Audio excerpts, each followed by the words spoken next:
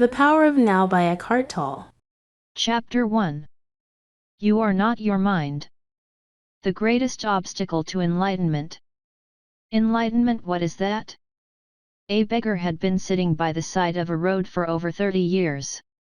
One day a stranger walked by.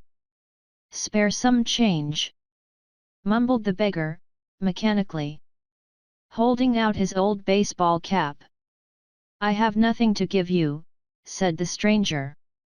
Then he asked, "What's that you are sitting on?" "Nothing," replied the beggar. "Just an old box. I have been sitting on it for as long as I can remember." "Ever looked inside?" asked the stranger. "No," said the beggar. "What's the point? There's nothing in there." "Have a look inside," insisted the stranger. The beggar managed to pry open the lid. With astonishment, disbelief, and elation, he saw that the box was filled with gold. "I am that stranger who has nothing to give you and who is telling you to look inside. Not inside any box, as in the parable, but somewhere even closer, inside yourself." "But I am not a beggar," I can hear you say. "Those who have not found their true wealth, which is the radiant joy of being, and the deep, unshakable peace that comes with it, are beggars, even if they have great material wealth. They are looking outside for scraps of pleasure or fulfillment, for validation, security, or love, while they have a treasure within that not only includes all those things but is infinitely greater than anything the world can offer." The word enlightenment conjures up the idea of some superhuman accomplishment, and the ego likes to keep it that way, but it is simply your natural state of felt oneness with being. It is a state of connectedness with something immeasurable and indestructible, something that, almost paradoxically, is essentially you and yet is much greater than you. It is finding your true nature beyond name and form. The inability to feel this connectedness gives rise to the illusion of separation, from yourself and from the world around you. You then perceive yourself, consciously or unconsciously, as an isolated fragment. Fear arises, and conflict within and without becomes the norm. I love the Buddha's simple definition of enlightenment as the end of suffering. There is nothing superhuman in that, is there? Of course, as a definition, it is incomplete. It only tells you what enlightenment is not: no suffering. But what's left when there is no more suffering? The Buddha is silent on that, and his silence implies that you'll have to find out for yourself. He uses a negative definition so that the mind cannot make it into something to believe in or into a superhuman accomplishment, a goal that is impossible for you to attain. Despite this precaution, the majority of Buddhists still believe that enlightenment is for the Buddha, not for them, at least not in this lifetime. You used the word being. Can you explain what you mean by that? Being is the eternal, ever-present one life beyond the myriad forms of life that are subject to birth and death.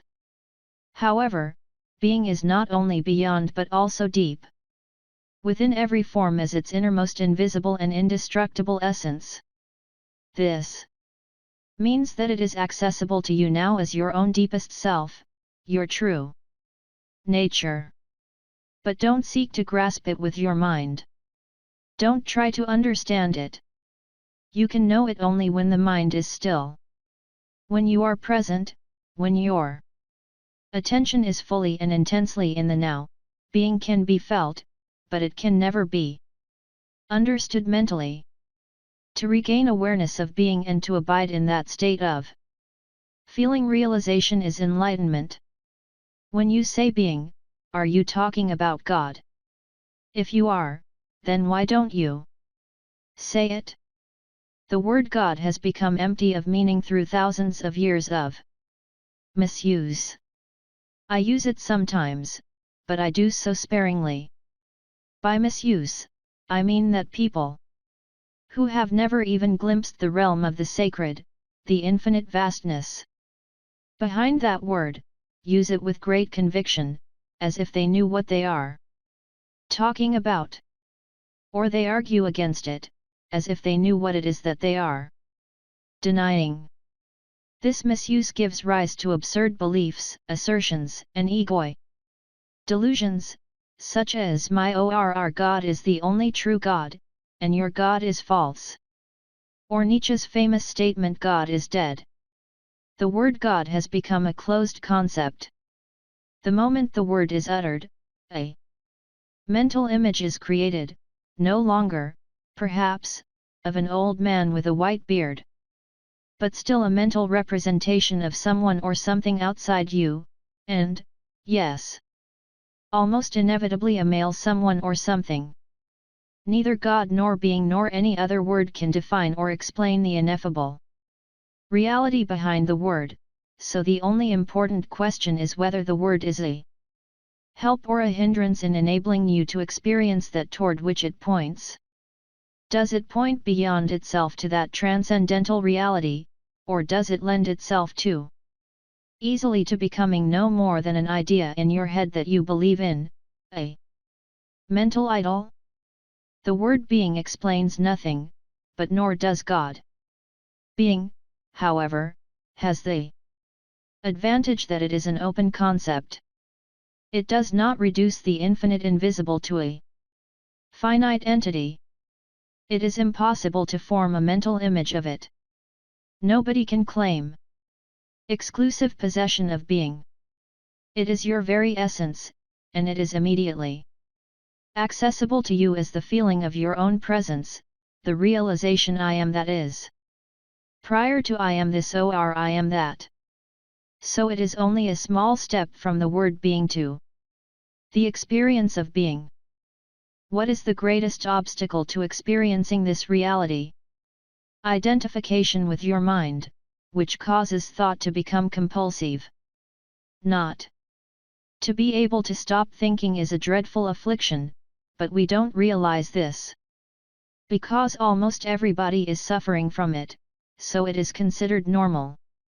This incessant mental noise prevents you from finding that realm of inner stillness that is inseparable from being. It also creates a false mind-made self that casts a shadow of fear and suffering. We will look at all that in more detail later. The philosopher Descartes believed that he had found the most fundamental truth when he made his famous statement, I think, therefore I am.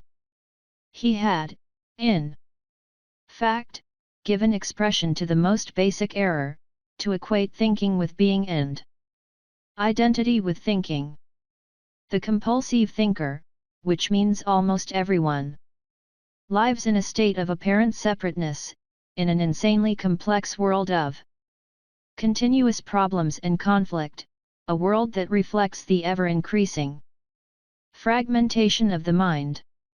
Enlightenment is a state of wholeness, of being at one and therefore at peace. At one with life in its manifested aspect, the world, as well as with your deepest self and life unmanifest, at one with being.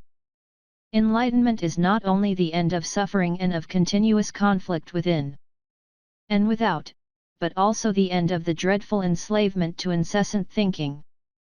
What an incredible liberation this is! Identification with your mind creates an opaque screen of concepts, labels, images, words, judgments, and definitions that blocks all true relationship. It comes between you and yourself, between you and your fellow man and woman, between you and nature, between you and God. It is this screen of thought that creates the illusion of separateness, the illusion that there is you and a totally separate other. You then forget the essential fact that, underneath the level of Physical appearances and separate forms, you are one with all that is. By forget, I mean that you can no longer feel this oneness as self-evident reality. You may believe it to be true, but you no longer know it to be true. A belief may be comforting.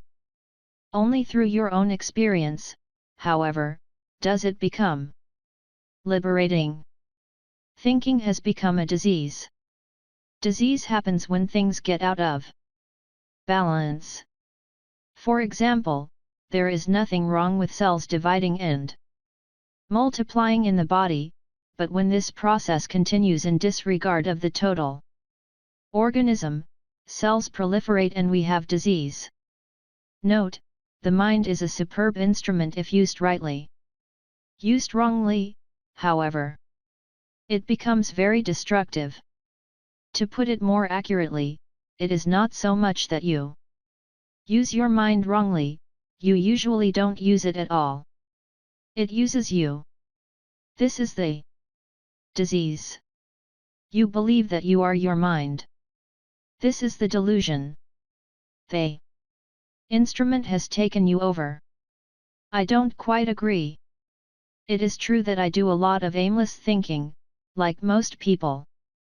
But I can still choose to use my mind to get and accomplish things, and I do that all the time.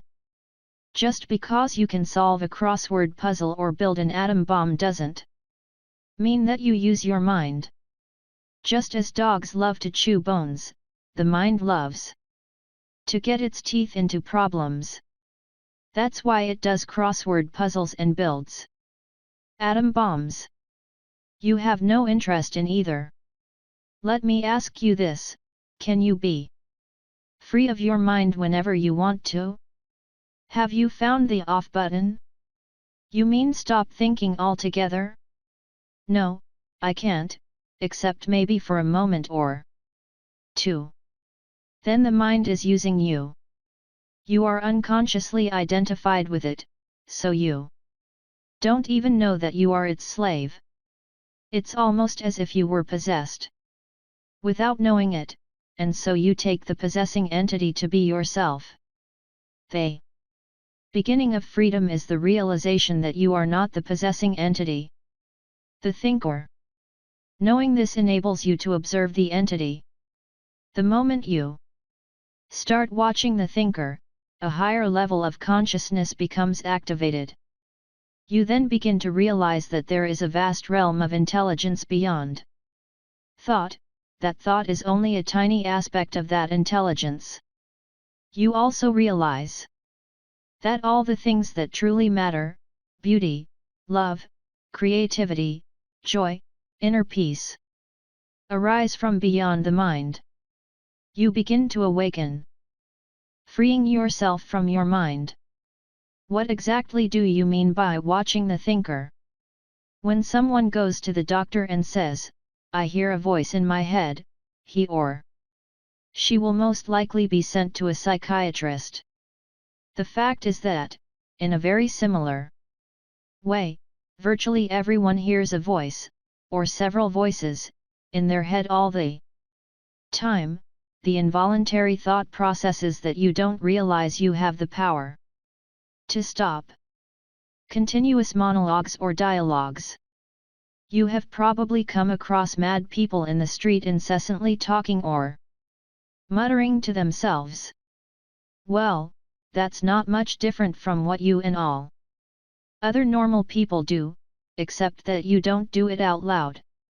The voice comments, speculates, judges, compares, complains, likes, dislikes, and so on. The voice isn't necessarily relevant to the situation you find yourself in at the time, it may be reviving the recent or distant past or rehearsing or imagining possible future situations. Here it often imagines things going wrong and negative outcomes. This is called worry. Sometimes this soundtrack is accompanied by visual images or mental movies. Even if the voice is relevant to the situation at hand, it will interpret it in terms of the past. This is because the voice belongs to your conditioned mind, which is the result of all your past history as well as of the collective cultural mindset you inherited. So you see and judge the present through the eyes of the past and get a totally distorted view of it. It is not uncommon for the voice to be a person's own worst enemy. Many people live with a tormentor in their head that continuously attacks and punishes them and drains them of vital energy. It is the cause of untold misery and unhappiness, as well as of disease. The good news is that you can free yourself from your mind. This is the only true liberation. You can take the first step right now. Start listening to the voice in your head as often as you can. Pay particular attention to any repetitive thought patterns, those old gramophone records that have been playing in your head perhaps for many years. This is what I mean by watching the thinker, which is another way of saying, listen to the voice in your head, be there as the witnessing presence. When you listen to that voice, listen to it impartially. That is to say, do not judge. Do not judge or condemn what you hear, for doing so would mean that the same voice has come in again through the back door. You'll soon realize there is the voice, and here I am listening to it, watching it. This I am. Realization, this sense of your own presence, is not a thought. It arises from beyond the mind. So when you listen to a thought, you are aware not only of the thought but also of yourself as the witness of the thought. A new dimension of consciousness has come in. As you listen to the thought, you feel a conscious presence, your deeper self, behind or underneath the thought, as it were. The thought then loses its power over you and quickly subsides, because you are no longer energizing the mind through identification with it. This is the beginning of the end of involuntary and compulsive thinking. When a thought subsides, you experience a discontinuity in the mental stream, a gap of no mind. At first, the gaps will be short, a few seconds perhaps, but gradually they will become longer. When these gaps occur, you feel a certain stillness and peace inside you. This is the beginning of your natural state of felt oneness with being, which is usually obscured by the mind.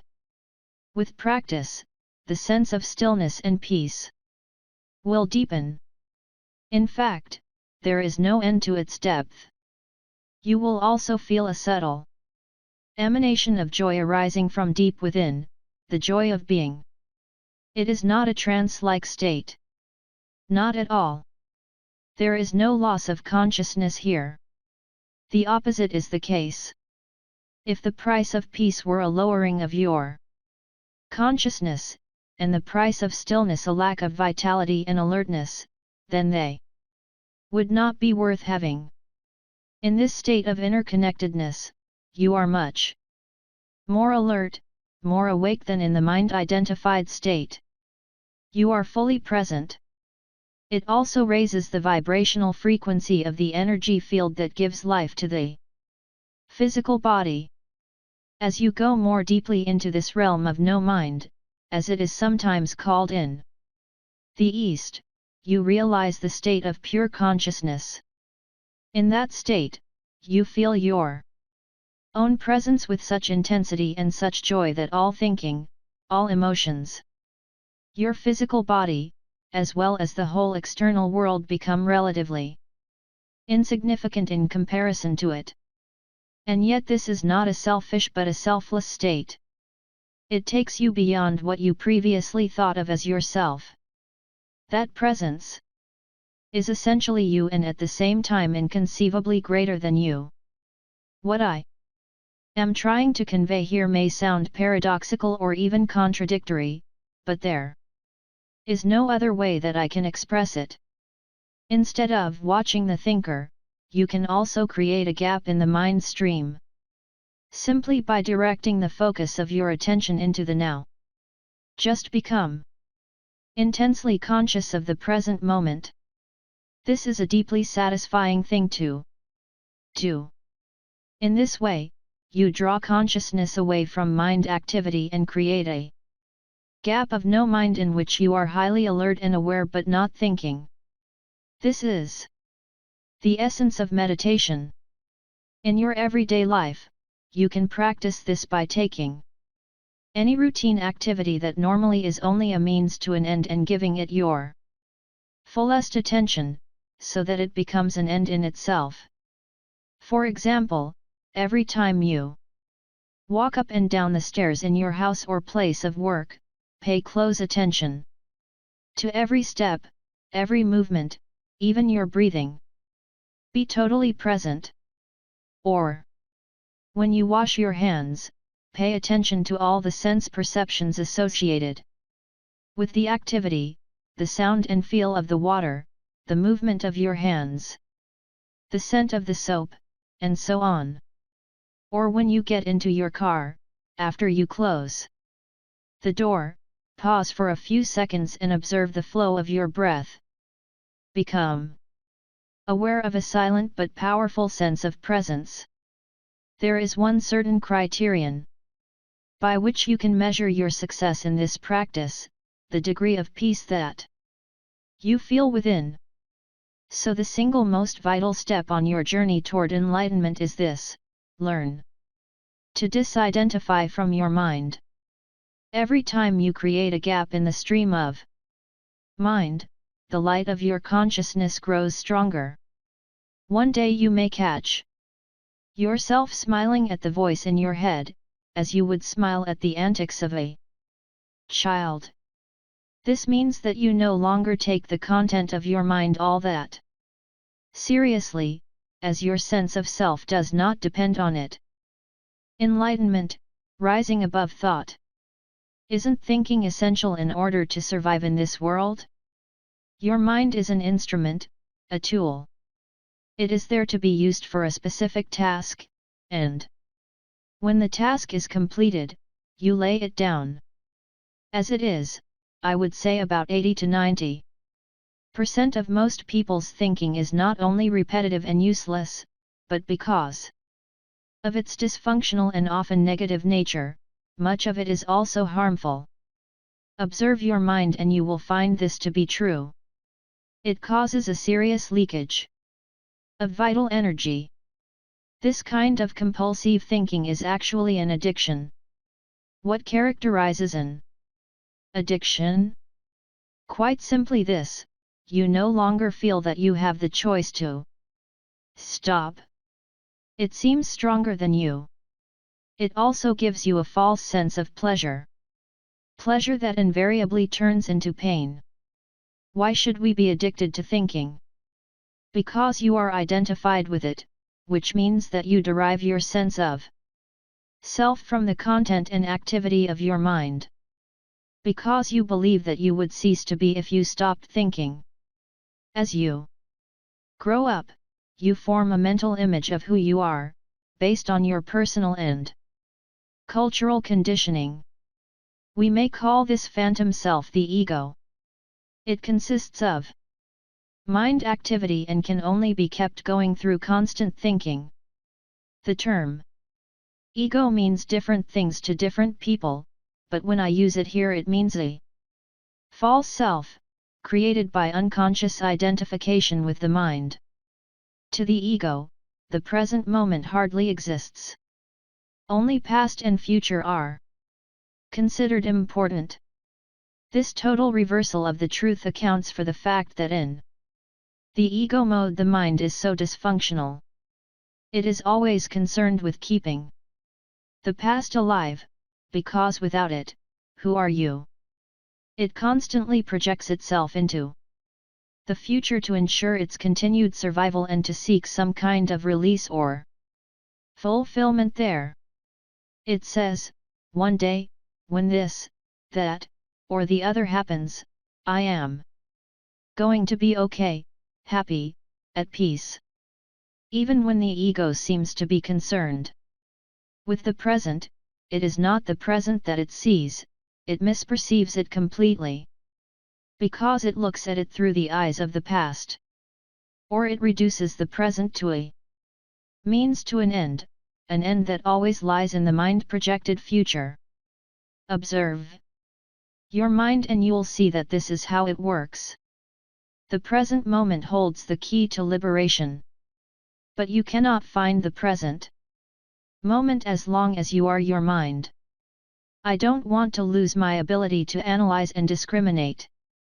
I wouldn't mind learning to think more clearly, in a more focused way, but I don't want to lose my mind. The gift of thought is the most precious thing we have. Without it, we would just be another species of animal. The predominance of mind is no more than a stage in the evolution of consciousness. We need to go on to the next stage now as a matter of urgency. Otherwise, we will be destroyed by the mind, which has grown into a monster. I will talk about this in more detail later. Thinking and consciousness are not synonymous. Thinking is only a small aspect of consciousness. Thought cannot exist without consciousness, but consciousness does not need thought. Enlightenment means rising above thought, not falling back to a level below thought, the level of an animal or a plant. In the enlightened state, you still use your thinking mind when needed, but in a much more focused and effective way than before. You use it mostly for practical purposes, but you are free of the involuntary internal dialogue, and there is inner stillness.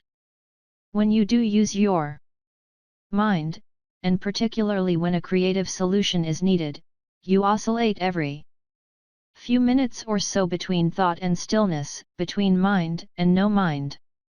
No mind is consciousness without thought. Only in that way is it possible to think creatively, because only in that way does thought have any real power. Thought alone, when it is no longer connected with the much vaster realm of consciousness, quickly becomes barren, insane, destructive. The mind is essentially a survival machine. Attack and defense against other minds, gathering, storing, and analyzing information, this is what it is good at. But it is not at all creative. All true artists, whether they know it or not, create from a place of no mind, from inner stillness. The mind then gives form to the creative impulse or insight. Even the great scientists have reported that their creative breakthroughs came at a time of mental quietude. The surprising result of a nationwide inquiry among America's most eminent mathematicians, including Einstein, to find out their working methods, was that thinking plays only a subordinate part in the brief, decisive phase of the creative act itself. So I would say that the simple reason why the majority of scientists are not creative is not because they don't know how to think, but because they don't know how to stop thinking. It wasn't through the mind, through thinking, that the miracle that is life on earth or your body were created and are being sustained. There is clearly an intelligence at work that is far greater than the mind.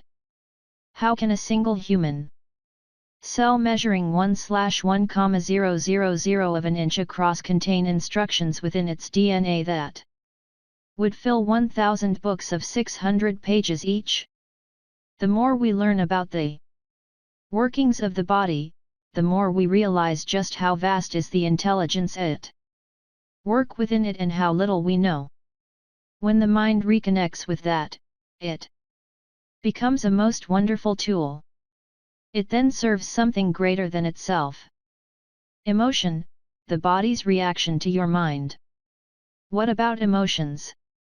I get caught up in my emotions more than I do in my mind. Mind, in the way I use the word, is not just thought. It includes your emotions as well as all unconscious mental emotional reactive patterns. Emotion arises at the place where mind and body meet. It is the body's reaction to your mind, or you might say, a reflection of your mind in the body. For example, an attack thought or a hostile thought will create a buildup of energy in the body that we call anger. The body is getting ready to fight. The thought that you are being threatened, physically or psychologically, causes the body to contract, and this is the physical side of what we call fear. Research has shown that strong emotions even cause changes in the biochemistry of the body. These biochemical changes represent the physical or material aspect of the emotion. Of course, you are not usually conscious of all your thought patterns, and it is often only through watching your emotions that you can bring them into awareness. The more you are identified with your thinking, your likes and dislikes, judgments and interpretations, which is to say the less present you are as the watching consciousness, the stronger the emotional energy charge will be. Whether you are aware of it or not. If you cannot feel your emotions, if you are cut off from them, you will eventually experience them on a purely physical level, as a physical problem or symptom. A great deal has been written about this in recent years, so we don't need to go into it here. A strong unconscious emotional pattern may even manifest as an external event that appears to just happen to you. For example, I have observed that people who carry a lot of anger inside without being aware of it and without expressing it are more likely to be attacked, verbally or even physically, by other angry people, and often for no apparent reason. They have a strong emanation of anger that certain people pick up subliminally and that triggers their own latent anger. If you have difficulty feeling your emotions, start by focusing attention on the inner energy field of your body. Feel the body from within. This will also put you in touch with your emotions. We will explore this in more detail later. You say that an emotion is the mind's reflection in the body. But sometimes there is a conflict between the two. The mind says no while the emotion says yes, or the other way around. If you really want to know your mind, the body will always give you a truthful reflection, so look at the emotion or rather feel it in your body. If there is an apparent conflict between them, the thought will be the lie, the emotion will be the truth. Not the ultimate truth of who you are, but the relative truth of your state of mind at that time. Conflict between surface thoughts and unconscious mental processes is certainly common. You may not yet be able to bring your unconscious mind activity into awareness as thoughts, but it will always be reflected in the body as an emotion. And of this you can become aware. To watch an emotion in this way is basically the same as listening to or watching a thought, which I described earlier. The only difference is that, while a thought is in your head, an emotion has a strong physical component and so is primarily felt in the body. You can then allow the emotion to be there without being controlled by it. You no longer are the emotion, you are the watcher, the observing presence. If you practice this, all that is unconscious in you will be brought into the light of consciousness. So observing our emotions is as important as observing our thoughts? Yes. Make it a habit to ask yourself, what's going on inside me at this moment? That question will point you in the right direction.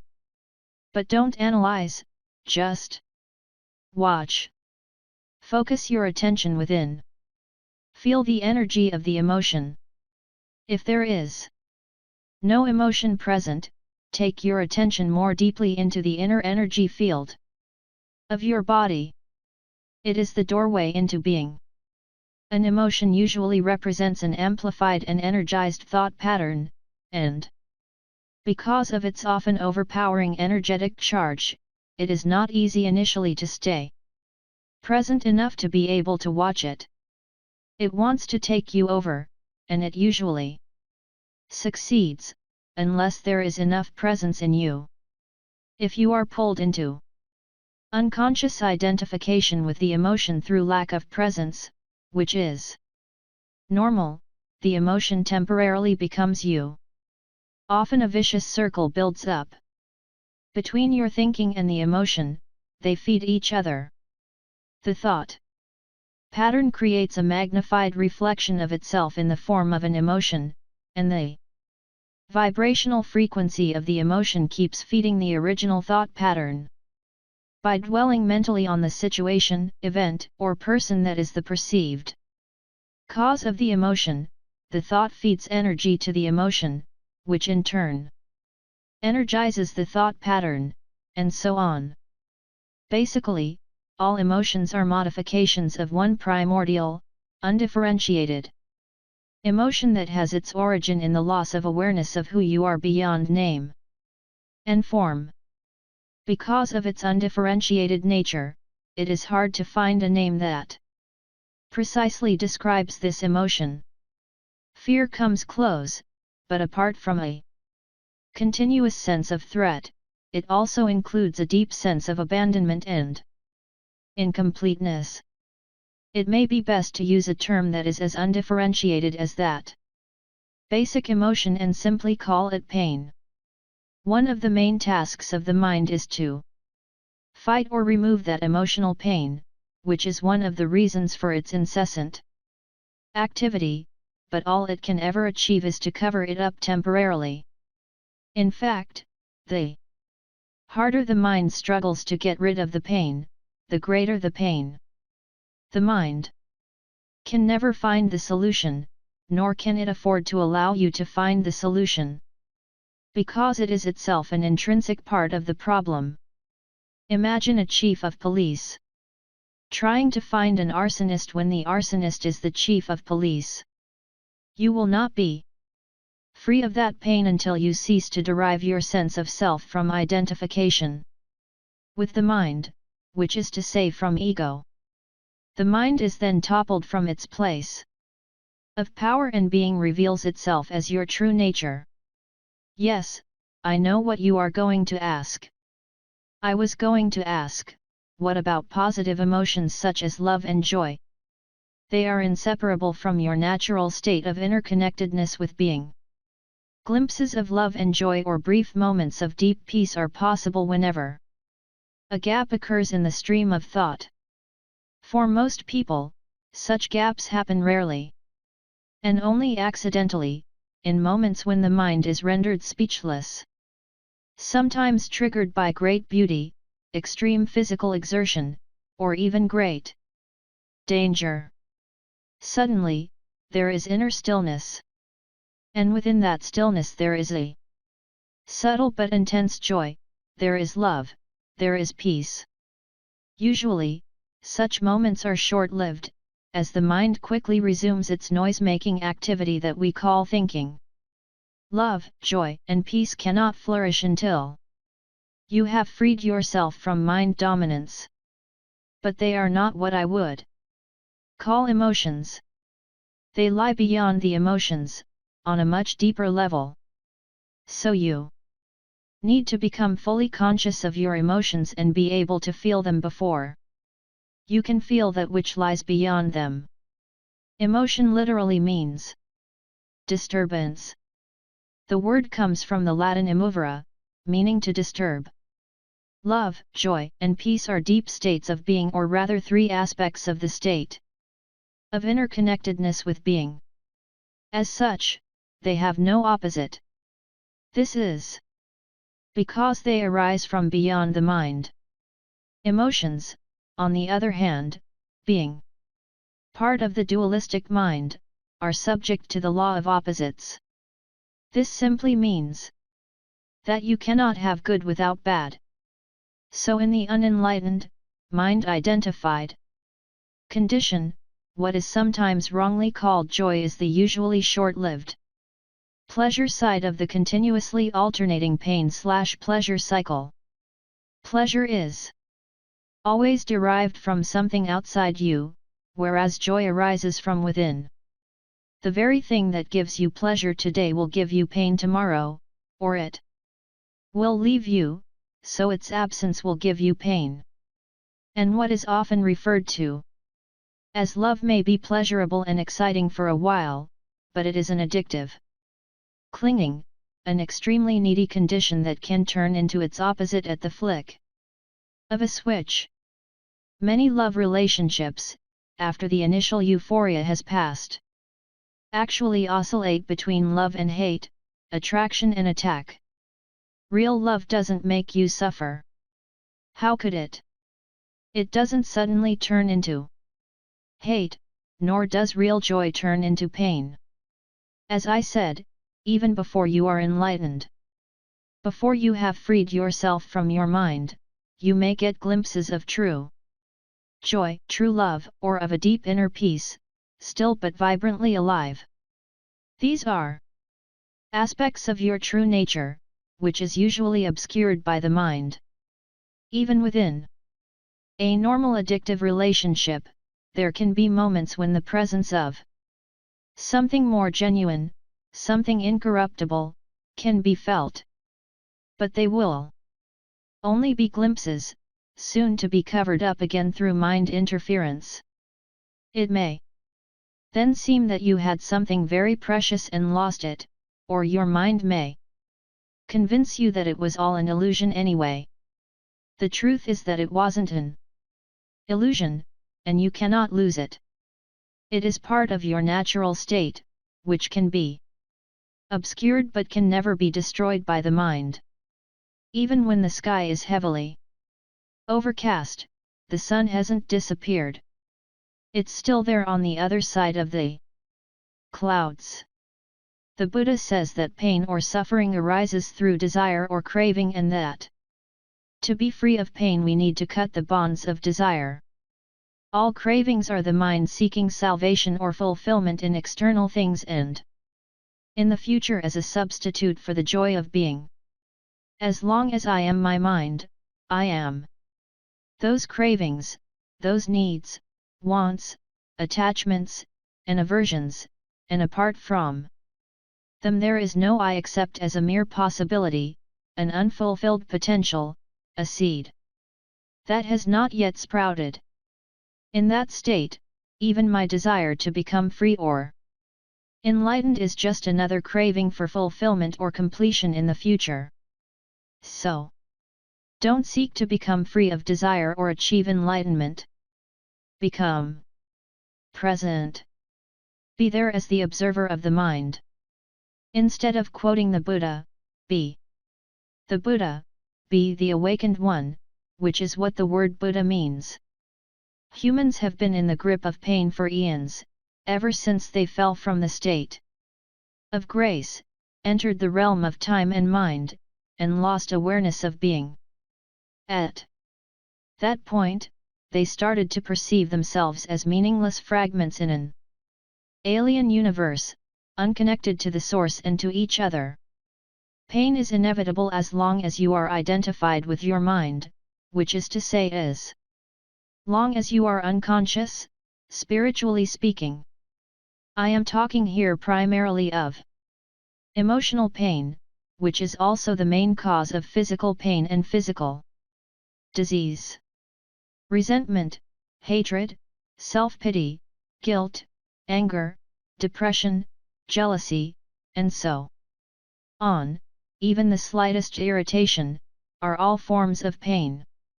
And every pleasure or emotional high contains within itself the seed of pain, its inseparable opposite, which will manifest in time. Anybody who has ever taken drugs to get high will know that the high eventually turns into a low, that the pleasure turns into some form of pain. Many people also know from their own experience how easily and quickly an intimate relationship can turn from a source of pleasure to a source of pain. Seen from a higher perspective, both the negative and the positive polarities are faces of the same coin, are both part of the underlying pain that is inseparable from the mind-identified ego state of consciousness. There are two levels to your pain, the pain that you create now, and the pain from the past that still lives on in your mind and body. Ceasing to create pain in the present and dissolving past pain, this is what I want to talk about now.